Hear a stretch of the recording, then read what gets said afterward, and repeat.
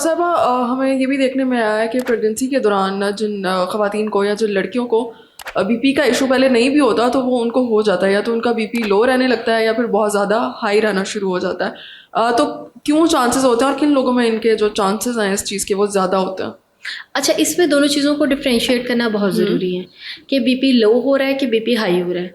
BP low होना एक natural अल्लाह ताला का एक कह लें प्रोटेक्टिव मैकेनिज्म है, एक निज़ाम है। ठीक है। जब कोई भी बच्ची कंसीव करती है तो स्टार्ट में कुदरती तौर पे उसका बीपी लो होता है ओके। और ये एक बड़ी अच्छी अलामत है। ठीक है। अगर किसी का स्टार्ट में बीपी लो नहीं हो रहा या जितना लो होना चाहिए उतना नहीं हो रहा तो ये एक अलार्मिंग साइन है उसके डॉक्टर के लिए कि आगे जाके इसमें बीपी का ज़्यादा मसला हो सकता है। ओके। तो इस चीज़ से आपने बिल्कुल परेशान नहीं होना कि बीपी लो हो रहा है, ये एक अच्छी हेल्दी कंडीशन है। ठीक है। हाँ, उसमें ये है कि पेशेंट थोड़ी सी कंप्लेन कर सकता है कि जैसे मुझे चक्कर आते हैं या मैं थोड़ा सा दिल घबराना या डिजी फील करता हूँ। तो उसके लिए आपको बिल्कुल मैं आपको सिंपल सी एक चीज़ बता रही हूँ कि उसके लिए आपको बहुत सारी मेडिसिन की ड्रिप्स की ज़रूरत नहीं है।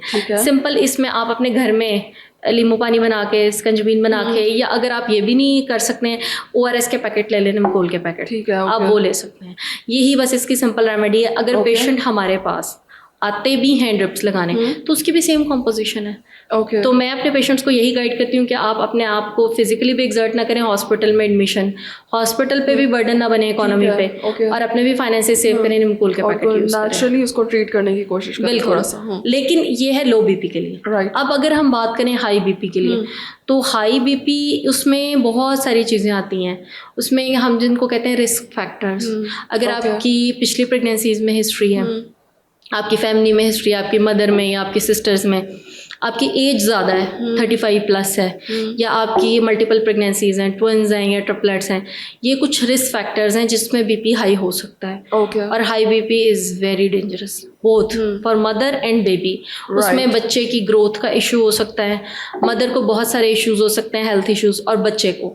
तो हाई बीपी को आपने बहुत ज़्यादा सीरियस लेना है और उसमें आपने बिल्कुल एक प्रॉपर कंसल्टेशन लेनी है जिस भी डॉक्टर से आप सेटिस्फाइड है, और प्रॉपर आपने फॉलो पे रहना है। इसको कंट्रोल करना बहुत ज़रूरी है।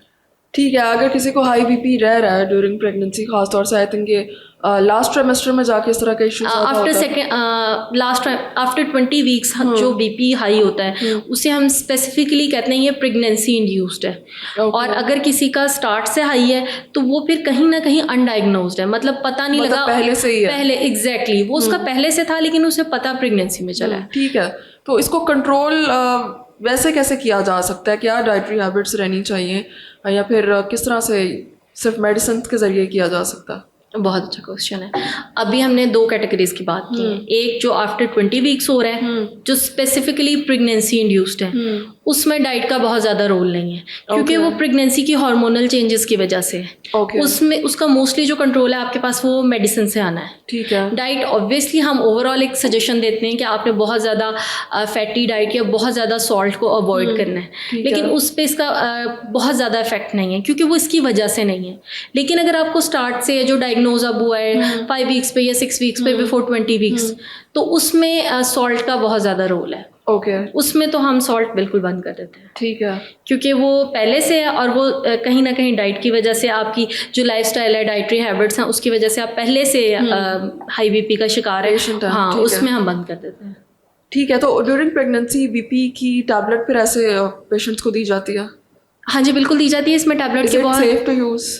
इसमें बहुत सारी कैटेगरीज हैं टैबलेट्स की, और हम इसको जैसे FDA की कैटेगराइजेशन है मेडिसिन की, ABCD, तो इसमें मोस्टली मेडिसिन जो हैं वो B और C कैटेगरी में फॉल करती हैं, that are safe to use, और उनको करना चाहिए बिल्कुल क्योंकि उनके इतने ज़्यादा साइड इफ़ेक्ट्स नहीं है।